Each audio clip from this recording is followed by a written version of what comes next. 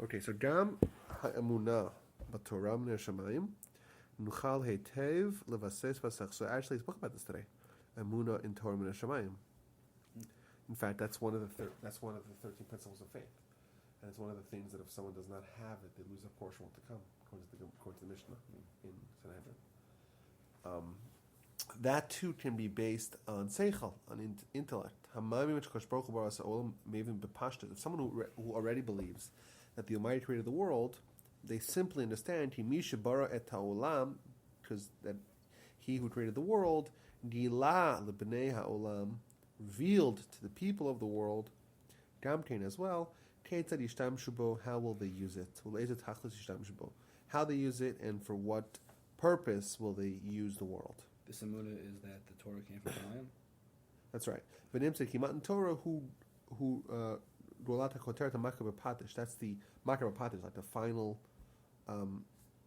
the final completion shall bris olam atzma. So it's you could once you already establish that the Almighty created the world, it's very easy to establish the next premise is that okay, if He created the world, there must be a purpose, and if there must be a purpose, there has to be some way of this being communicated to us, and that's Torah. So interestingly, we talked about Torah and God.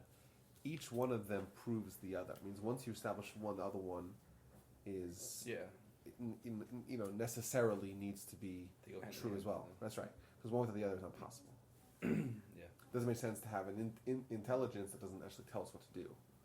On the other hand, once we have the instruction that's divine, that obviously proves the existence of the divine entity.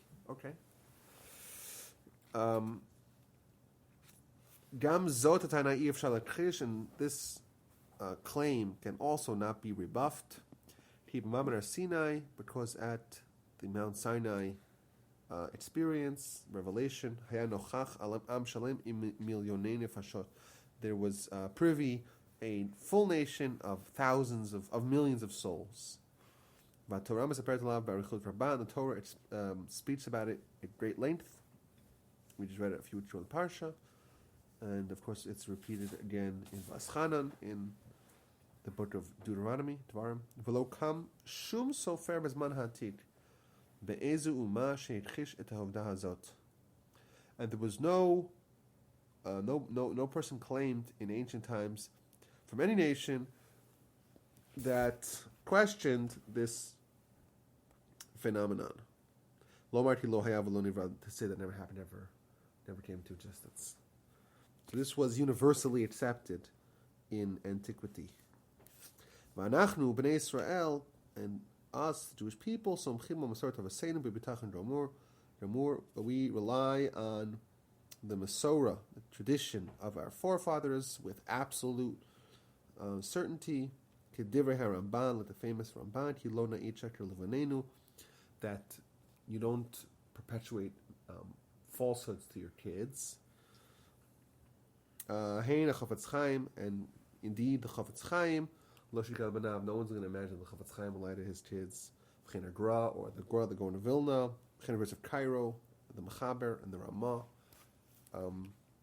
V'chein HaRambam v'HaRamban, the Rambam and the Ramban, v'chein Ravina v'Ravashi, and these we're just kind of tracing back, great Jewish leaders and teachers. Ravina Ravashi, obviously the architects of the Talmud, Hillel v'Shammai, of course, v'chein Ezra v'Nehemiah, Yeshaya v'Yirmiyahu, David v'Shlomo Melech, Alva Shalom, Ad Yehoshua u'Moshe Rabbeinu, Asmatu Yeshua and Moshe Rabbeinu.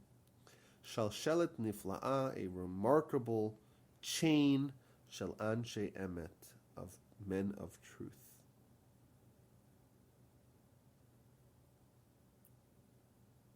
Kach. Similarly, Gam ha'geula ha'achrona muzberet lanu hetev. Also, the final geula, the final redemption, is understood to us clearly. Nevi'eh emet, the Nevi'im, the true Nevi'im, nibu aleha v'biru kazeh, they prophesied about it with absolute clarity. Shekol ha'olam mechakel lekach, sheyeh ha'olam metukan. The whole world is waiting for a world that's fixed. V'kulam medibrim al kidma, and everyone talks about progress. Ela shelekol amunat hakitma, all the belief of progress, ein la bisus b'li emunah b'divrei Nevi Yisrael. It doesn't have any basis without emunah in the Nevi'im of Israel. This is a point that I saw, and I was very fascinated. I essentially saw it in my grandfather's writings, unpublished writings, where he says that this obsession that the world has with progress, right? Mm-hmm. You know, like there's always progress in whatever field, and they look at the world kind of from being very primitive to being more and more civilized and progress, right? Mm-hmm. And that is all. You know, we invented that idea with the idea of Mashiach. That's when Mashiach. That's the idea. It's the same thing. It's progress. Mm-hmm. It's a world fixing each other. And they're just kind of piggybacking on our idea. And he says it over here that that the world is waiting for progress, but then he adds a caveat that you can't really have true progress without Emunah in the Nevi Yisrael, without Emunah in the Nevi'im. And I think maybe what he's trying to say, it's not so clear what he's trying to say, but I think we could look at, you know, if it's blind progress, it could sometimes go awry. And sometimes very, very progressive people and societies do things that are very, obviously, that fly in the face of progress, of morals. You're saying like liberal for the sake of being liberal? No, but or the liberalism or the progress being cruel, being crazy. Huh? PETA. I don't know PETA. But there was a story someone posted online about a transgender 9-year-old. Did I mention this to you guys? Did you mention a 9-year-old being transgender? I can't imagine anyone being transgender. Yeah. Brad Pitt and Angelina Jolie's daughter goes by a boy's name. It's like famously transgender. But a 9-year-old being transgender, like what is the world coming to, right? What kind of crazy world do we live in? Mm-hmm. And that's progress, really? Right. That's not progress. That's progress gone awry. I think that's just an example. Yeah. That I saw recently, but I think it's outrageous, no? Okay. וגם בזה פשוט לנו כי הבורא שברא עולמו לאיזה תכלית כפי רצונו הכמוס איתו. And this is also understood to us that the Almighty, who created the world for whatever purpose that He desired, lo yitain livnei olamo legashesh tamid ba'afilah. He will not allow the people of the world to grope always in darkness, to flail in the dark. ואחרי שהוא נותן לנו תקופה ארוכה להרגיע לעצמנו לתיקון העולם, על ידי קבלת מלכותו יסברך, הוא בעצמו יגלה את התכלית. And after that he gives us a long amount of time to arrive by ourselves to tikkun haolam, to fix in the world, via Kabbalas Malchus Yisparach, via accepting His reign, His dominion upon us, then Hu ba'atzmo yigaleh tachlit, then He'll reveal to us what the tachlis is, what the purpose is. Us as a whole cloud, right? Not us individually. What do you mean?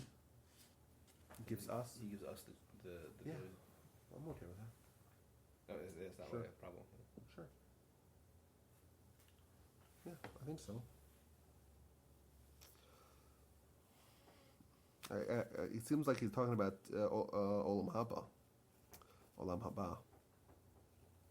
U'ma nifla ha'emunah b'tchias hamesim, and how wondersome is the emunah in tchias hamesim. Hello. Why kol avodatem olam hi, all of our work in the world is lekadesh et gufenu shenam hu yistel netzach, to purify our soul so that our soul as well will achieve eternity. V'zot hi emunatenu, and this is our emunah. Ki aboris baruch mishalem schar tov l'mishalchem lefanav, that the Almighty, who gives reward, due reward to those that follow His ways, yitain gam leguf et scharo chelef avodato, will also give the body its proper due in in payment for its work. And at the end of time, Yakum v'chilanetzach. He will come back to life and live forever. Wow. Ve'ein kvurato achrei moto ela zriya l'tchias hamesim. Oh, this is very interesting, guys. When someone is buried in the ground after they die, that's nothing more than planting for Tchias HaMesim. Yeah, so Sheldon Komeski describes in that new book he has on the afterlife. It's not his book. Yeah, it's from Russell's book. Thank you. Okay, good. Yeah. Is there an issue with what he says? And that's not. Huh? Is there an issue with what he says not being? I didn't read it. I just know it's not his book. Yeah, no, you're right. He cites him a lot. Yeah, that idea that you're like in a sense planting your goof. Well, this is interesting to me because I learned the Gemaras. Yeah. And the Gemaras in several places point out this point. So, very, very fascinating stuff. I'll show it to you here, guys.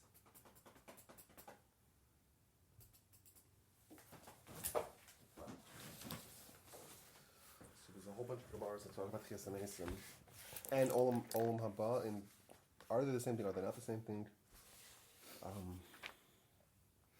So, for example, there's one Gemara here that talks about Cleopatra. Cleopatra asked the question. She asked Reb Meir. She says, "Listen, I know that the dead people are going to come back to life, but are they going to come back with clothing, or are they going to come back naked?" That's her question. And the Gemara obviously recounts this episode, I guess, for some purpose, right? It's like the Gemara is not just recounting some episode, right? Even though the Rambam, when he talks about reward and punishment, he does point this out as a silly question, even though the Gemara actually records it. Could you read into it deeper? Like what are clothes? It doesn't mean maybe physical clothes. I don't know. Maybe Barbara's in there for a reason, I guess. Well, we'll listen to the answer. Yeah. That's her question. Yeah. And the Rambam, it's funny because the Rambam, like, he kind of, he attacks the people that ask all the silly questions and not the right questions. And he invokes what the Gemara quotes from Cleopatra. Obviously, the Gemara is quoting Cleopatra. Well, what does she know, right? Okay, so she asks Reb Meir and says, "I know that dead people come to life, but Ela Kashem Omdim, when they come back to life, Omdim Arumim, are they Arumim? Are they naked? O Bilavu Shem, or are they clothed?" So he says to them, he responds, Aser Kalva Homer from Chita, from wheat. Chita, if you take a kernel of wheat, and you bury it naked, it's just the kernel. However, when it grows out, it has lots of clothing on top, lots of chaff on top of it that covers up the kernel. And then tzadikim, shenik from Bilul Shem, but they are buried with their clothing. Most certainly, when they come out, they'll be clothed. So they can bury with clothes. Other people aren't. Well, tzadikim are the ones that come back to Tchias HaMesim. Yeah. Right? But what does that mean? I don't know. That we have a comparison of what death and burial is, that's akin to planting a seed that will eventually sprout out. So that's number one. Number two, there's another Gemara here. The Gemara asks a question, quotes a verse in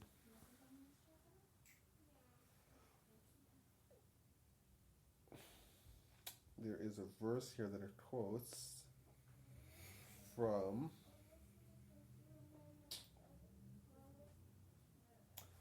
Mishlei, from Proverbs. And the verse says, She'ol v'otzerechem. She'ol is a grave, and otzerechem is a narrow part of a womb. And the Gemara says, what is the possible connection between a grave and the narrow part of a womb? What they What possibly does the Gemara say about them? Huh? What's the It's phrase? a pasuk. It's a verse. Oh, okay. Sha'ol va'otzerechem eretz lo sava mayim ve'esh lo omrahon. What does that Yeah, verse yeah. mean? Right. So what says? What's the connection? V'chi ma inyan sha'ol etzos. What do these have to do with each other? Elom lacha. Ma rechem machnes emotzi. Just like a rechem, a woman's reproductive system. Machnes emotzi. Something goes in and something goes out. After all, so too a grave, machnes emotzi. Something goes in, something goes out. Once again, this comparison to not means what goes in and what goes out. If you were to take a kernel of wheat and you compare it with a stalk of wheat, they're very different, right? Mm-hmm. Maybe genetically they're the same, right? But one of them is like the full manifestation of the potential of the original kernel. Mm-hmm. And similarly, if you take a tiny little zygote and you compare it to a screaming baby, they don't look They look very different, right? Yeah. Yet essentially they're the same thing, right? But they're the same thing in radically different ways. Yeah. One of them is is all potential, so to speak, and then over time it develops. Mm-hmm. And this is the comparison to Olam Haba. You go into the grave, and what's the grave? The grave is where whatever you put in is going to develop and sprout and manifest into what is going to emerge later on. That's amazing. Yeah, very interesting. So he just says it as it is. I'm saying it, the Gemara says it. Yeah. Let's read the last line here again.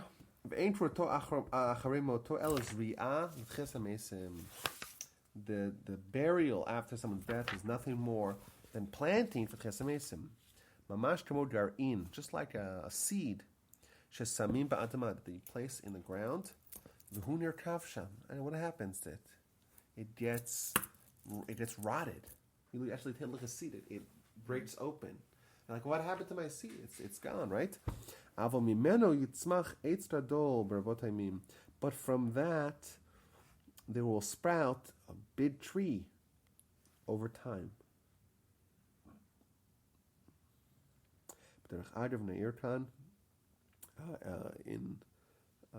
Parenthetically, we will point out al kol bardat lilmod sefer das tvunos ramchal. Every bardat has to learn the sefer das tvunos of the Ramchal. Hamevaer, who explains kol inyanim ela bibirur lehafli. Explains all these things with tremendous, awesome clarity.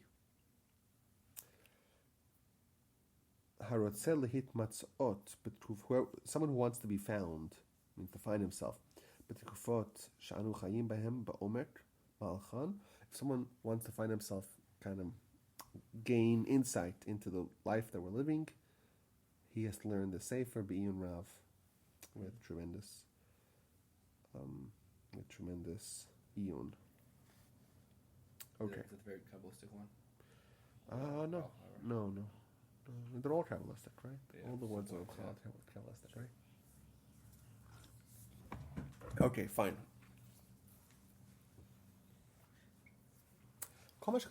Everything we wrote over here, einam el dvarim pshutim. These are simple things. This is things that are universal. It's for everyone. Talmud Chacham, however, a Talmud Chacham, Hamamik, who wants to go deeper, Yosif aleim kahena v'kahena levasam v'nasim v'omer tzluchlo. He'll have to deepen it and add along these lines to stabilize, to establish his Emunah with the depth, with the profundity of his intellect. Umishalo idea legam lepashtut hadvarim motzuim kam. And someone I'm not able to get even to the simple words that are being presented over here. Yeshna oderech pshuta lefanav. He has even another simple approach before him, different option. Lomar, to say, Ani mu'ushar ma'od b'Torah shani lamed. I'm very happy with the Torah that I learn, u'b'mitzvot shani mekayem, and the mitzvahs that I fulfill. V'ad kama shani chai chayim pshutim, and even though I live a simple life, ani ra'eh shalachem shali sharbe yoter tochen masher le'ela shinam ma'aminim ve'inam shomrim mitzvot. And even if I live a simple life, but I see my life has more meaning and purpose than those that don't believe and don't observe mitzvahs. אני שמח בשבת שלי, I'm happy with my Shabbos, בתפילה שלי, my tefillah, בכשרה שלי, ובתרס משפחתי, and my תרס המשפחה. ושום איש בעולם אינו יכול להעביר אותי על דעתי. No one could make me change what I believe. הגר בעצמך, ask yourself, אולי טענה זו יותר מרשימה מכל הטענות הקודמות. Maybe this argument is more impactful than all the previous arguments. רק תנאי אחד צריך לקיום מה שטוען מי שטוען אותו. But there's one qualification for someone who makes this claim. עליו להוסיף ולומר, אני בן חורים, I'm a free person. שום כוח בעולם, שום טענה בעולם, ושום מדע בעולם אינו יכול להכריחני לחשוב אחרת. No power in the world, no claim in the world, no science in the world can force me and compel me to think otherwise, ולחיות אחרת, and to live otherwise, מכפי שאני רוצה ומבין, from what I want and what I understand. And I see people say, well, I don't know, my parents don't like it, they don't like my obsession with religion, I'll become one of those wackos. Yeah. But if it's good, if it's beneficial, if it's correct, if it jives, Yeah, it's independent of. yeah, you have to be a free person. If you're not free, then you're not free. Right? If you're contingent, if you're beholden to some other force, then you're not free. אילו הייתה התורה שלו מכריחה אותי להאמין ולעשות דבר שהוא נגד השכל, had the Torah forced us to believe or to do things that are in opposition to seichel, היה להם מקום להתווכח איתי. Then there would be something to argue about. It means what the Torah never compels us to do things that are irrational, that are bizarre. Every other religion has those things. Does it? Oh yeah. Does what? Torah doesn't. What does Torah do? I don't know. Top of the head, I think Shemitah. It's a little weird. It Doesn't make sense. Yeah, but it makes sense in a certain context. It makes sense with living with God, right? In that context, it makes sense. So once you accept that Hashem gave you the mitzvahs and whatever it says is. Well, does someone make sense? No. Yeah, it does. Well, once you but it's not irrational. It's not like turning the other cheek, right? It's not like fast for 30 days, right? It's not crazy, right? It's not like give up your firstborn, Well, don't plant for 1/7 of the when you're in an agricultural society. Okay, but live with God. I hear. Once you have that, but in other words, like for other religions, Yeah. once you have the God part, then the rest. Okay, but does it make? Have you ever planted anything besides for tomatoes? Okay, fine. Thank you. Wait, can I just ask, I didn't understand the first part of this paragraph. I thought it was saying that that there's a simpler understanding for a person that actually is. No, I mean if someone doesn't want to, they're not intellectual. Right. Okay, what's their faith based upon? They're not going to do they're not. Hey, listen, you're a happy guy. Right. You're happy. You like your Shabbos. You like your kids. Your kids. Your missus. You like them. Great, and that should be enough to to withstand any opposition to that. And then it's saying, Ani ben chorim, like what? I don't understand that part. Like, It means the problem with this is that if we're not resolute, but if we're encumbered, right? If we have other people telling us what to believe, when your foundation is only based on your happiness, I guess. yeah, exactly. So then it's very dangerous. If it's not intellectually based, then you'll say, oh, well, look, 97% of scientists say X, Y, or Z. Okay, they must be right? Must be. So he is taking an issue with it. Like you have No, to he's go saying- too far that your like faith being based on happiness is not. Well, it's simple, but it's contingent upon you being, a free man. He's saying like at some level, for some people that's good. Better maybe is for other people it's not enough, Yeah. but for some people it's good. And the trouble though, just if you're with that person who happiness is your base, just know that it may be easy to be pushed off of that track by people who sound more intellectual than maybe you are. So know, though, that that's not a good reason to go off track, just because someone else thinks something else. So if you're one of those people, then you need to be careful about then think of the Ben Koren thing, that, you're free to believe what you think, and if someone else says something different. They spout a bunch of facts and you can't process it all, so you kind of go around because they sound... Or facts, or allegations, or perceived facts, or conjecture. Okay. Not a lot. There's no facts in opposition to Torah. None. That's true. There hasn't been any. Never. It's never happened. Well, Torah is a mess. Well, Torah is a mess. That's right. That's right. Impervious to. Then people could say, "Oh, this, that, and the other," but those things all fall down, right? None of them withstand the test. It says that the rabbit has hooves. Okay. Huh? Arnevet or no? What's the? The rabbit chews its cud. It does. Oh, but it has hooves in the story, right? Has a not split hoof.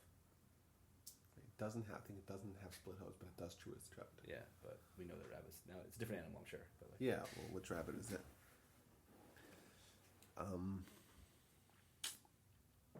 I was talking today about Bible criticism and how over the past 250 years there's this whole science, a soft science, albeit, but a science that's calling into question the authorship of the Torah. And over time, like, the allegations or the claims have been rejected. A lot of them have been rejected because they were disproven. It's like the J author and the Q author and all these things. Yeah, exactly. I had a great line, but no one seemed to think it was funny. I said it twice and no one laughed. Then I said it to someone else. I'm like, isn't that funny? And he didn't laugh either. So I guess it's really not funny. Now I want to hear it. You want to hear it? Okay, so I said like this. I said the theory kind of was, the core of the theory was essentially developed in, the 17th and 18th century. The 19th century was kind of all put together. And there's the J document and the P document and the E document and the D document, and then the R came around, and he organized it all. And then they added some more documents. So basically, like, the Torah is written, it seems like, from different authors. If you read it and you weren't from, you would say, like, the way it's written in the beginning of Rashis is really written in the second parak of Rashis. So the contradiction. So they call them different authors. They give them a name, the P author, right. P author, R author, or whatever. And then there were other sources that were added, and right, as the theory developed, other sources, the K, the C, the S, the PG, not the movie rating, the P1, the P2. So my line is that if you're just reading this, like, suddenly the Torah is not the word of living God, it's just a bowl of alphabet cereal. Is that funny? It's not funny. It's just not funny. It's not, right? I guess not. No, it's worth a chuckle, for sure. It's a chuckle? Yeah. Depends on the crowd. Huh? Depends on the crowd. I'm a teacher. I think it's funny.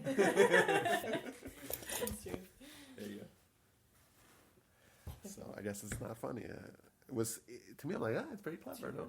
Huh? It's humorous. It's humorous. Maybe if you came up with it, you'd think it's funnier than it was. That could be. I'm still laughing about it. Okay. I'll expunge it from my. I'll expunge it from my notes, I guess. No. I'll say, Tovi Chaim doesn't think it's funny. Cross out. Okay, maybe I could tweak it. Yeah. Add some more stuff in there. Yeah. Okay. Fine. Avani odeh she'Torah shelanu hi seichel kol כך amot v'yashar. I know that our Torah has such deep and straight seichel. V'dot roteinu b'chol adorot hayu anshim kol gadolim b'seichel b'pikhut. And the Torah giants of all the generations were people of tremendous in intellect and Pitchos is kind of like Pitchos. I'm not gonna. What's translated Pitchos? Huh? Like cleverness, maybe. It's not the right word. Insight. Yeah, do insight. There's no force in the world that can move me away from my Emunah. Put simply, Ben chorim ani, I'm a free person. Lamin l'keim Torah u'mitzvos. I think I don't think it's a cop out to someone to say, listen, I'm a busy guy. I do a lot of things. I'm not going to sit around and spend all my time trying to analyze myself. But I can say, listen, I can rely on the Rambam. Someone like that, the man of the millennium, someone whose intellect, dwarfs all these clowns that say otherwise. That's enough to rely upon, right? Someone, whose accomplishments and whose contributions to scholarship and in every whole litany of fields, someone like that, I could just rely upon him. If it's good enough for him, it's good enough for me. Yeah. I don't think it's a cop-out. I think that's legitimate. It's a good argument. Yeah. I relied on Rabbi Shuvitz. Huh? I relied on Rabbi Shuvitz. There you go. It's good enough for him, good enough for me, right? He's way more intelligent than I am, so if he believes Well, there you go. Fine. Al yidei besus zeh. Well, I think it's another subtle point here. You have a lot of people that are very intelligent, but still reject God, right? Mm-hmm. So where'd they go wrong? So the question is, though, it has to be, to use that analogy, it needs to be people who actually, in my opinion, learn Torah and actually know what you're talking about, and then still became Epicurus. That's a bigger question, you're saying? I'm saying that's who I would need to look at. If you say No, Richard but Dawkins, he doesn't know what he's talking about in the Woodard side. But so what? But I still have that question. I think the question is still true. The answer, I think, is what he's saying. A Ben Chorim. He's not a free person. It means we all have these built-in biases, and our biases are going to cloud our judgment, right? If someone was forced to have to find, as a lawyer, right? If you're forced to try to find arguments for acquittal for your client, then you'll find something, right? Yeah. I got all the bad cases at work, so I know what it's like. Yeah. I gotta come up with a good argument why this was actually happened to them. Yeah. Now, not only that, if God forbid someone's own child was, fighting for their life in a capital punishment case, they'd convince themselves that they're innocent. Mm-hmm. Now, is that unbiased intellect? No. It means if you're forced or you're paid to think one way, or you're compelled to think one way, it doesn't matter. It means your opinion has to be discarded because it's not truth. Mm-hmm. Now, the question is that if someone is not free, if someone has, let's say, if someone's Yetzer Hara says, I want X, right? Mm-hmm. Are they free to just abandon that? Well, no. They're not approaching it with just intellect. It's skewed, it's biased, and that's gonna color their perception of it. Both ways. True. Huh? I guess Baruch Hashem. What do you mean both ways? I mean, if you're from, you have a bit of a bias towards being True. from. So we have to judge. That's why we have to look at it on its own merits. Yeah. And its own merits are overwhelming. True. Mm-hmm. I agree. Okay. Well, let's finish here.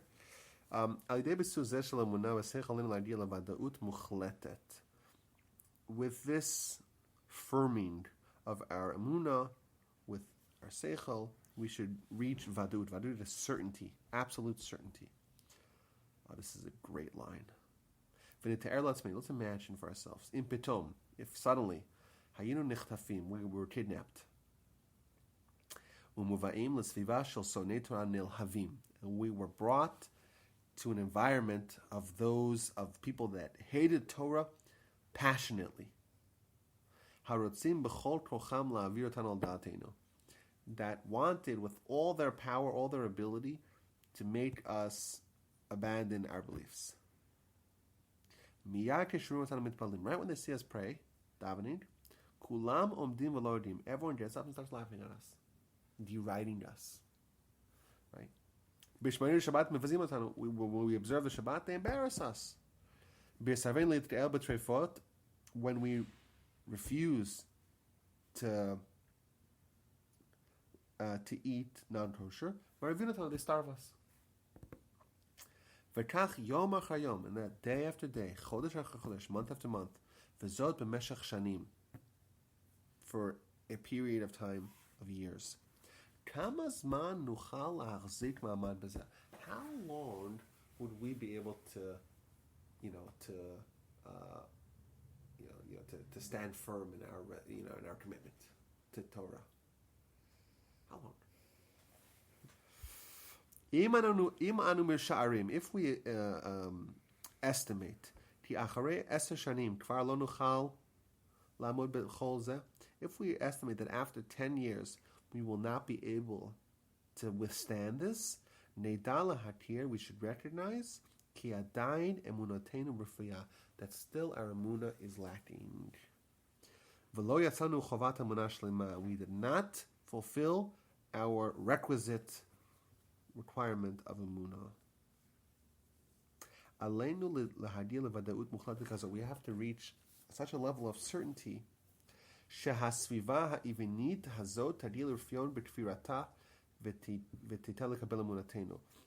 have to reach such a level of certainty that the harmful environment will get weakened with its heresy and will lean towards emunah. However, we won't move, not like a hair's breadth from our emunah, and observance of our mitzvahs. Even if the compulsion will stretch for tens of years. Wow. How's that for a challenge of emunah? Someone told me that they, someone said this today. Today I was in Yom Mood. There was a woman from our neighborhood who's from Lady, and she was saying that her husband's brother was in yeshiva in Israel, and he came back from yeshiva, and he came back with a hat and blue tzitzis, and now he's married to an Italian, Jewish, and has 2 kids, right? And she said in the course of her talking, she said that lasted a week.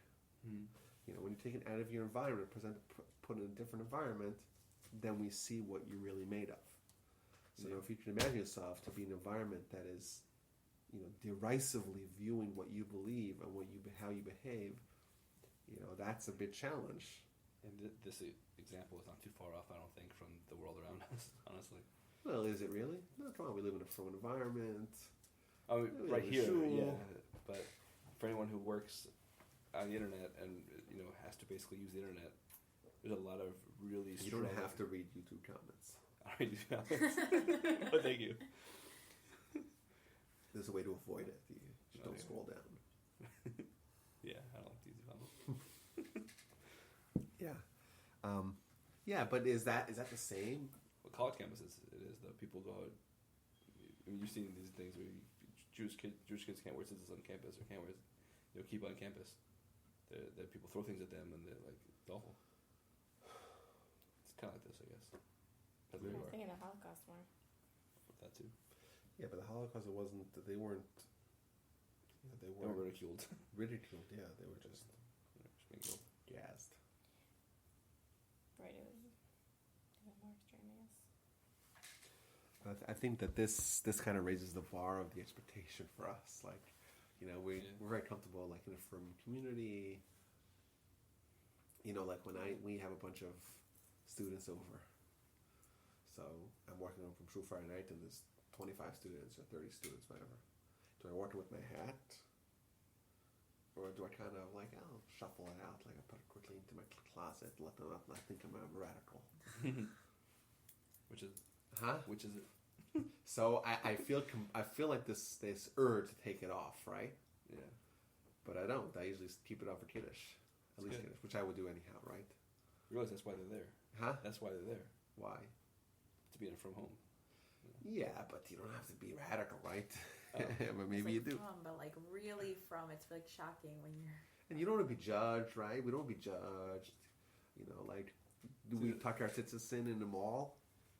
Do we? I don't know. If we do, huh? I always do. Right, but what does that mean? It means that... I did in Israel too, though. I just stopped doing. No, it means that we're influenced and we don't want to be judged, and but does that mean that we really believe that we? And tzitzis don't halacha where tzitzis out, But if there was a halacha, I think it's just an example that we do feel the social element, the social influence.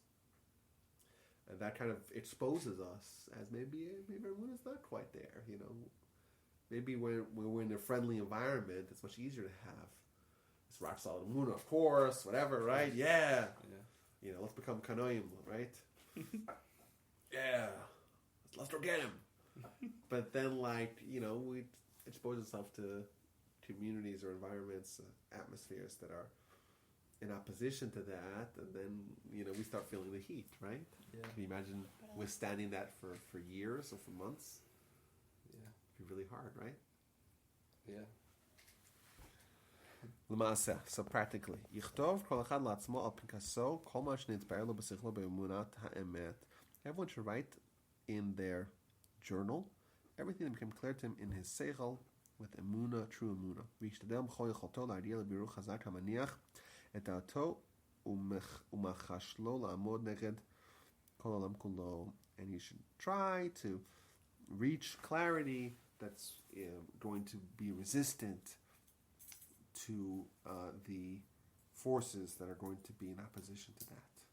Wow. What's that exactly the things that you clarified or you strengthened in your Emunah? What are you writing down? Just you write down what became clear to you in your journey of Emunah, and kind of clarify the thing. The idea of being resistant to opposition. Have your own basis for. Yeah, and if it's who you are, right? That's what you are. Mm-hmm. It's internalizing it. Yeah. No matter how much people ridicule you about, about digesting, right? You're not going to try to stop that, right? Definitely. Why? That's right. Yeah. And people, right? If people say, "Hey, let's do something that's injurious to ourselves," right? We would never do that because that's insane, right? Yeah, definitely. But when people say, "Hey, let's maybe not consider our Emunah to be so important," don't be a radical. Come on, people say that, Yeah. And then we're like, maybe I shouldn't be a radical, right? So what does that mean? It means that our Emunah is not as real to us as those other things that we view as injurious. It's still influenced.